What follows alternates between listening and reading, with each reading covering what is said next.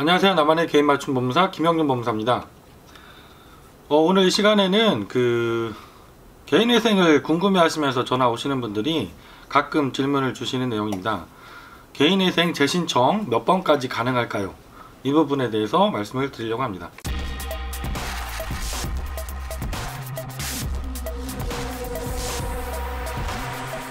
예전에도 한번 동영상을 올려드린 적이 있는 부분인데요.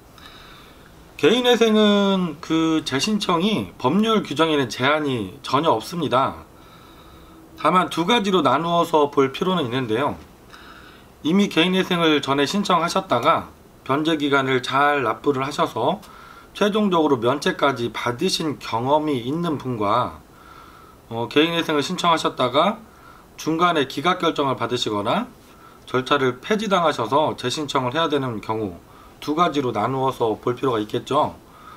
먼저 첫 번째의 경우, 내가 전에 이미 개인회생을 신청하셨고 변제기간 동안 변제금을 잘 납부하셔서 최종 면책결정까지 받으신 분의 경우는 기간에 제한이 있습니다.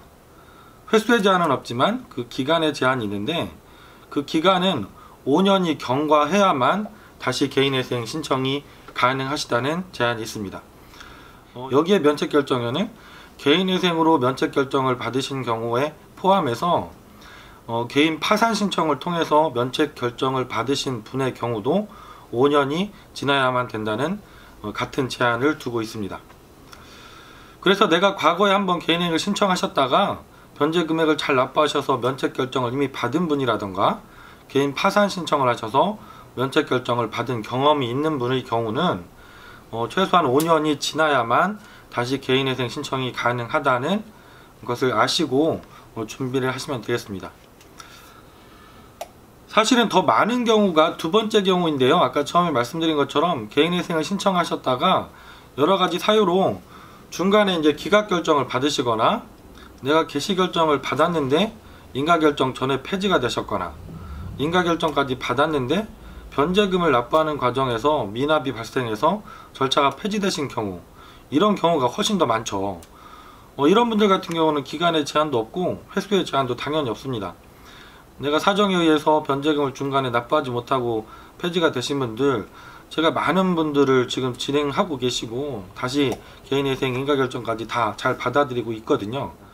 왜냐하면 이런 일들이 발생하는 이유가 처음에 신청하실 때 변제금액을 너무 높게 산정 받으셨거나 아니면 적정하게 산정을 그 당시의 기준으로는 받았는데 추후에 이제 사정 변경이 생기시는 거죠. 뭐 급여가 주신다던가 직장을 잃으신다던가, 개인 자영업을 하시는 분들은 매출이 크게 감소해서 내가 변제금을 납부하는 게 어려운 사정이 되시는 경우들이 많습니다. 개인회생 신청하실 때 주의하실 점이, 개인회생은 우리가 신청할 때 채권자 목록에 채권이 누락되면 그게 이제 인가결정 전까지 발견이 되어서 채권자 목록에 추가를 해서 목록에 다시 반영을 하고 결정을 받으신다면 다행인데, 인가결정까지 받고 나서 채권이 누락된 사실을 발견하시는 경우들도 간혹 있는 것 같습니다. 이런 분들 같은 경우는 개인회생에서는 다른 방법이 없습니다. 파산 절차에서는 면책 확인의 소라는 절차가 있기 때문에 내가 특별하게 고의로 알면서 누락한 게 아니면 구제받는 절차가 있지만, 개인회생에서는 목록에 기재하지 않았다는 그 자체만으로 다른 방법이 없습니다. 그래서 부득이하게 이미 인가결정까지 받고 돈도 내고 있었는데 추가로 누락된 채권이 발생이 되면 그 개인회생을 진행하던 것을 취소를 하고 폐지 신청을 해서 절차를 폐지시킨 다음에 처음부터 그 채권자까지 포함해서 진행을 해야만 되는 아주 번거로운 경우가 생길 수가 있습니다. 오늘은 개인회생 재신청 몇 번이나 가능할까요? 이 부분을 가끔 질문을 주셔서 설명을 드렸는데요. 결론적으로 말씀드리면, 내가 이미 개인회생을 통해서 면책결정까지 받으셨던 분은 5년이 경과해야만 다시 재신청이 가능하신 거고요. 그렇지 않고 내가 개인회생을 신청하셨다가 중간에 기각결정을 받으시거나 폐지결정을 받으셨던 분들은 종전에 기각이나 폐지결정을 받았던 사유가 특별하게 문제가 있었던 사유가 아니라고 한다면 재신청이 폐지결정일, 기각결정일 그때부터 바로 즉시도 가능하시고 횟수의 제한도 없습니다.